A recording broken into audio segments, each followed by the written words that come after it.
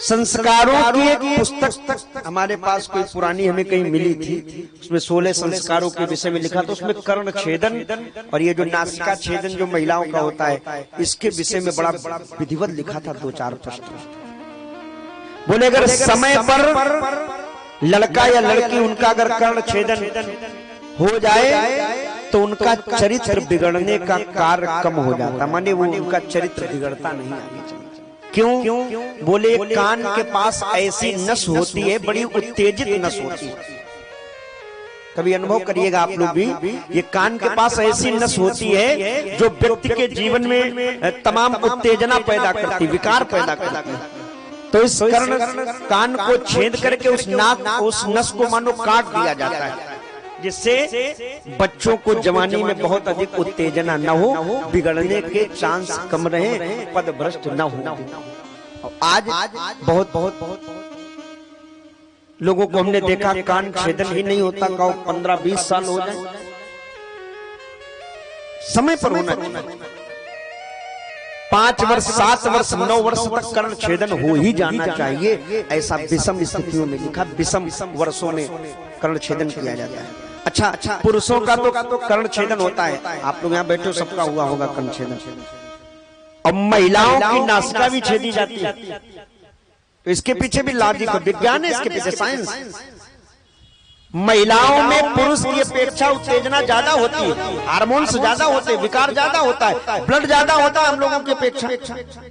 Blood हम लोगों से ज्यादा गर्म होता है महिलाओं का। तो महिलाओं की नासिका भी छेदी जाती है, जिससे वो नियंत्रण रहे उनका शरीर, उनकी।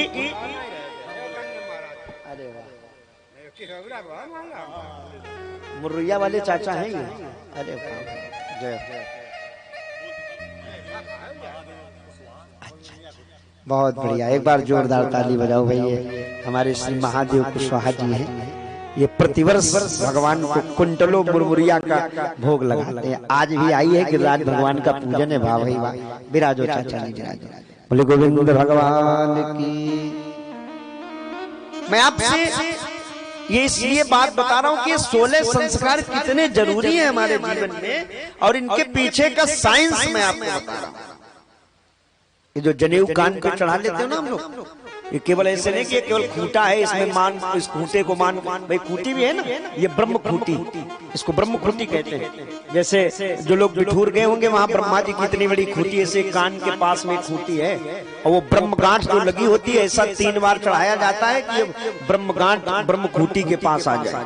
और जिसके कान पर जनेऊ चढ़ा होता है, आज का साइंस भी मानने लगा है कि उसे कभी बाथरूम में बोला नहीं जाता है। जब टॉयलेट दीर्घ शंका लघु शंका कर रहे हो, जनेऊ कान पे चढ़ा, वो बोलते नहीं है। क्यों भाई? इसीलिए नहीं बोला जाता है। क्यों? चूंकि ऐसी अवस्था में इंद्रियां बिल्कुल रिलीफ महसूस करती। कभी देखना, जब हम दीर्घ शंका लघु शंका करते तो शरीर बड़ा रिलीफ महसूस करता है। उस समय पर हमारी जो धमनियां हैं, हमारी जो नसें हैं, जो नाड़ियां हैं, ये काम करना कम कर देती, स्लो हो जाती है। तो ज्यादातर लोगों को अगर हार्ट अटैक की समस्या आती है तो बाथरूम में आती है। आज भी अनुभव करना, 80% लोग बाथरूम में हार्ट अटैक से मरते हैं। तो ये जब कान पर जनेऊ चढ़ा होता है, तो ये जो नस होती है दब जाती है, जिससे हार्ट अटैक आने की समस्या खत्म हो जाती है। तो सब सनातन जो है ये विज्ञान है। विज्ञान तो बाद में आया, सनातन पहले से लॉजिक। तो जब कान छेदा जाता है तो व्यक्ति में उत्तेजना कम होती है, जिससे चरित्र बिगड़ने का खतरा कम रहता है। उस समय पर कान नहीं छिदवाया जाता है, या छिदवा दिया गया तो आज बहनें पहनती नहीं नाक और कान में, आज फैशन ऐसा आ गया है, उत्तेजना बढ़ती है, फिर चरित्र बिगड़ने का खतरा रहता है। विवाह से पहले हम देख ही रहे क्या हो रहा है, तमाम तरीके के ऐसे समाज में गतिविधियां देखने को मिलेंगी। तो ये इसीलिए बनाया गया। और इसका प्रमाण कहाँ मिला? तो ये जब हमने कर्मकांड की वो पुस्तक पढ़ी, फिर हमने इसका प्रमाण ढूंढना चाहा, तो एक बहुत छेपक रामायण में एक कथा मिली। हम लोग रामलीला देख ही रहे, एक बड़ा अच्छा प्रसंग आता अरण्य कांड में।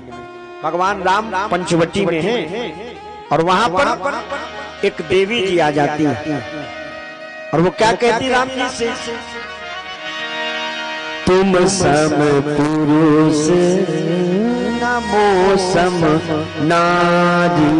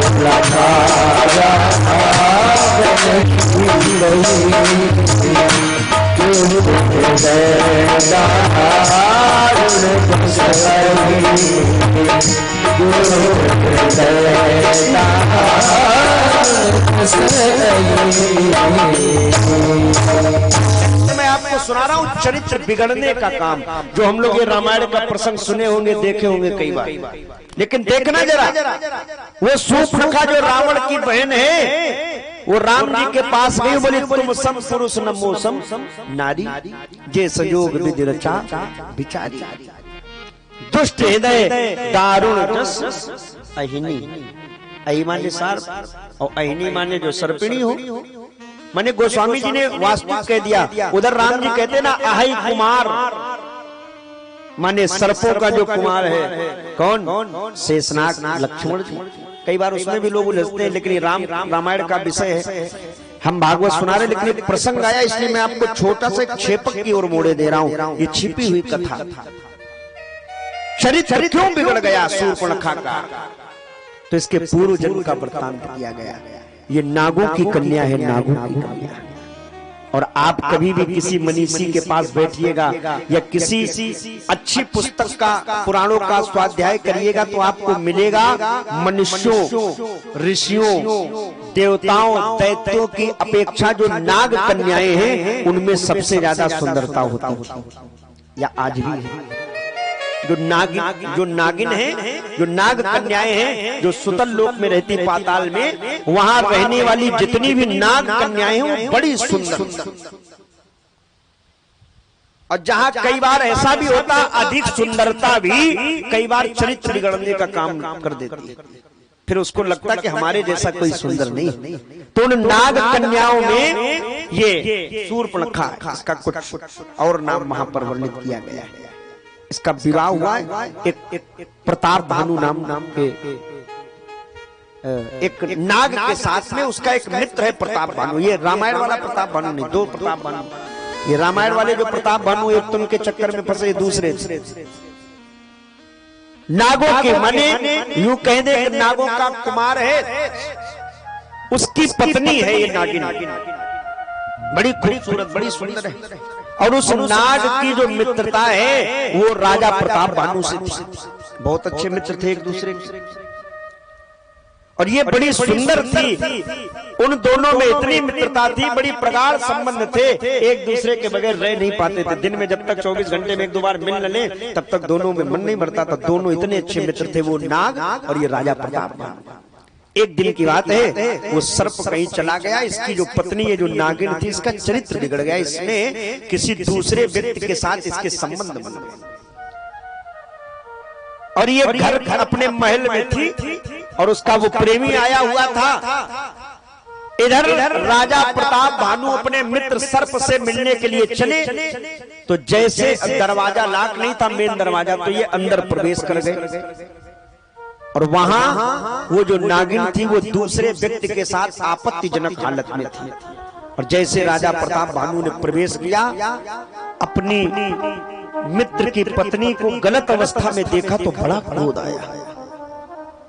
इतना क्रोध आया कि आवेश में आकर के उन्होंने बड़ी तेज चिल्लाए, तो दोनों घबरा गए। अब गलत अवस्था में कोई हो, चाहे जितना जनवान धनवान बलवान हो, लेकिन उसके रहन तेज तन बुद्धि बल लवलेसा इम कुपंत पद देख खगेसा। तो दोनों घबरा गए। राजा प्रताप भानु को इतना क्रोध आया कि दौड़ के गया और उस महिला के माने उस नागिन के बाल पकड़े और कहा, दुष्ट कहीं की, मेरा मित्र इतना सुंदर, इतना तुम्हें प्रेम करने वाला, फिर भी मेरे मित्र को त्याग करके तू इस पराये व्यक्ति के साथ अश्लीलता फुहड़ता कर रही है। इतना क्रोध आया कि उस नागिन के बाल पकड़ करके और एक दो थप्पड़ भी मारा क्रोध हो, और वो व्यक्ति तो भाग गया जो दूसरा था। और प्रताप भानु ने कहा, आने दो मेरे मित्र को, मैं देखना सब बताऊंगा। और वहीं से उल्टे पांव लौट गया और आकर के अपने दरबार में आ गया। और उसे चैन नहीं पड़ रही कि क्या करे, क्रोध बहुत। ऐसी स्थिति में देखा हमारे परम मित्र की पत्नी, वो भी इस अवस्था में। इधर उस नागिन ने विचार किया, वो नारी चरित्र है, उसने सोचा मेरा पति आएगा और कहीं इस प्रताप भानु से चूंकि बहुत अच्छे संबंध भी हैं, कहीं बता दिया इसने तो मेरे जीवन का क्या होगा, मैं कैसे रह पाऊंगी। तो उस नागिन ने अपने बाल अस्त किए, कपड़े फाड़ लिए और दरवाजे पे लेट गए। और जैसे उसका पति वो नाग आया तो नागिन रोने लगी बड़ी जोर से लिपट कर। उसने कहा, क्या बात है देवी? अरे बोले, बात क्या है? तुम जिस मित्र को अपना बहुत सगा मानते हो, आज उसने मेरी इज्जत के साथ खिलवाड़ किया, उल्टा कह दिया, गलत। और नाग को भी बड़ा क्रोध आ गया कि हम इतनी मित्रता निभाते हैं, बचपन के मानते हैं कि हमारे बड़े सगे मित्र हैं, और उसने हमारी पत्नी के साथ ऐसी बदसलूकी कर दी। नाग को इतना क्रोध आया, आवेश में आकर के नाग चला। तो देखना जब नाग क्रोध में होता है तो केचुल छोड़ता है, या यूं कहते बड़ी तेज चलता है। तो नाग बहुत तेज चला। अब उस महिला को तो लगा कि हमारा काम बन गया, अब हमारा जो स्थिति थी वो उजागर नहीं होगी, और ये जाके अभी उस राजा को डस लेंगे, वो मर जाएगा, हम बच जाएंगे। अपने बचने के लिए झूठ खड़ेंत्र रच लिया और वो नाग चला। तो कहते जंगली रास्ता था जाने के लिए। तो नाग जब जा रहा है तो रास्ते में आम के पेड़ पड़ जाते, तो आम की जो जड़ें हैं उनसे गुजरता हुआ नाग जाता है। एक और आपको बढ़िया बात ये दे रहा हूं, आम के वृक्ष में बड़ी शीतलता होती है, याद रखिए। कोई पूजा पाठ किया जाता है तो आम की चौकी, या शादी बारात में क्या कहते हैं, आम का पाटा। क्यों? आम के पत्ते की आम की जरूरत क्यों पड़ती है? पत्ते तो बहुत सारे लकड़ियों में होते हैं, अच्छे अच्छे वृक्ष हैं, लेकिन आम के ही वृक्षों की आवश्यकता क्यों पड़ती लकड़ी की? क्योंकि आम में स्वभाव होता, आम की लकड़ी में कितना भी क्रोधी व्यक्ति क्यों न हो, अगर आम की चौकी पर आम की पाटा पे बैठा दिया जाए तो उसका क्रोध शांत हो जाता है। ये उसमें ऊर्जा है, पॉजिटिव एनर्जी है।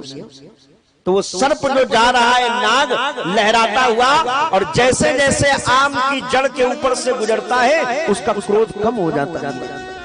चलते चलते चलते चलते दूर है महल प्रताप भानु मित्र का। तो रास्ते में एक जगह थक करके वो रुका, 1 मिनट के लिए आम की छांव में रुक गया। सर्प सोचने लगा कि कहीं ऐसा तो नहीं मैं क्रोध में आकर के मित्र को डस लूं और बात कोई और हो। क्यों? मुझे याद है जब से मैं पैदा हुआ तब से हमारी मित्रता प्रताप भानु से है, और आज तक हमें 50 साल मित्रता के हो गए, हम एक एक बात जानते हैं एक दूसरे की। आज तक उसके जीवन में और तो सारी चीजें हैं, लेकिन कभी उसका चरित्र मैंने बिगड़ा हुआ देखा नहीं। ऐसा तो नहीं कोई षड्यंत्र के तहत मेरी पत्नी ने ऐसा किया हो? ये विवेक जागृत हुआ, ये आम का स्पर्श रहा।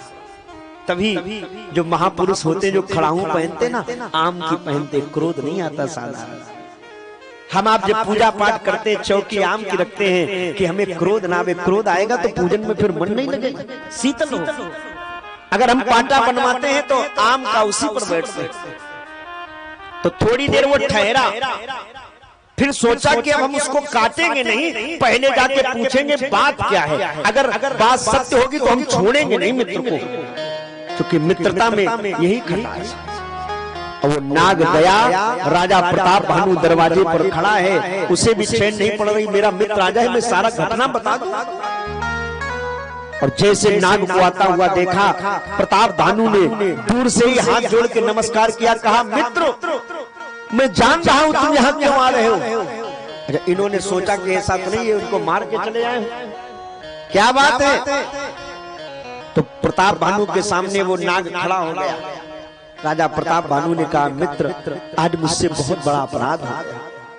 सर्प ने कहा, क्या अपराध हो गया? बोले, अपराध ये हो गया कि मैंने तुम्हारी पत्नी को आपत्तिजनक हालत में किसी के साथ देखा, लेकिन मुझसे रहा नहीं गया, इतना मुझे क्रोध आया कि मैंने उसके बालू को पकड़ करके उसको पीट दिया। जबकि पराई स्त्री थी, भले तुम मेरे कितने बड़े मित्र हो, लेकिन ये मेरा अधिकार नहीं था कि मैं उस पर हाथ उठाता। लेकिन मुझे आज बड़ा ये बहुत बेचैनी हो रही कि मैंने हाथ क्यों उठा दिया। और जो इतना उस सर्प ने सुना कि दोष हमारे मित्र का नहीं, हमारे पत्नी का था, तो सर्प ने और क्रोध इसको आया, और अब राजा के ऊपर नहीं आया, अपनी पत्नी के ऊपर आया और बड़ी तेज दौड़ा कि अब मैं उसको जरूर मार दूंगा, मेरी पत्नी ने मेरे साथ बेवफाई की, मेरे न रहने पर किसी दूसरे व्यक्ति के साथ संबंध बना लिए, तो वो चला बड़ी तेज। प्रताप भानु को लगा ये क्या हो गया, अरे ऐसा पता होता तो हम बताते नहीं, अरे तो अब तो पति पत्नी में विनाश हो जाएगा। तो प्रताप भानु उससे तेज दौड़े, सर्प अपनी तेज वेग से जा रहा, प्रताप भानु और तेज जा रहे हैं कि हम बचा लें किसी तरीके से झगड़ा। और उधर वो महिला दरवाजे पर बैठी, उसकी पत्नी नागिन सोच रही अभी काट के आ रहे होंगे, हम तो बच जाएंगे, हमारा खेल हो गया। लेकिन जब देखा कि राजा प्रताप भानु और नाग दोनों चले आ रहे हैं, तो उस नागिन को लगा हमें लगता हमारी पोल पट्टी खुल गई। तो किसी के अगर चोरी पकड़ जाए तो क्या लगता, उसे लगता धरती फट जाए या समा जाए, काम खत्म हो। तो ये दौड़ करके गई अंदर अपने वाले कमरे में, और जाकर किसने सुसाइड हत्या कर ली, मर गई तलवार मारने से। प्रताप भानु और सर्प दोनों बैठ करके एक दूसरे से पश्चाताप करने लगे। प्रताप भानु ने कहा, मित्र ये क्यों ऐसा हो गया है? तो वहां पर आकर के कश्यप ऋषि ने बताया, ये चरित्र इसलिए बिगड़ा है, उत्तेजना इसलिए बढ़ी है कि इसका कर्ण छेदन समय पर नहीं हुआ था। तात्पर्य है ये जो कर्ण छेदन और जो नासिका महिलाओं की, इसीलिए नासिका भी छेद दी जाती है, क्यों? इनमें अधिक प्रबलता होती है। साइंस कहता है पुरुषों की अपेक्षा महिलाओं में ब्लड अधिक होता है, अधिक क्रोध आता है, क्षणे रुष्टा क्षणे तुष्टा, इसलिए ये कर्ण छेदन भी जो है ना, ये भी बहुत जरूरी है। जय जय बोले गोविंद भगवान की। तो वही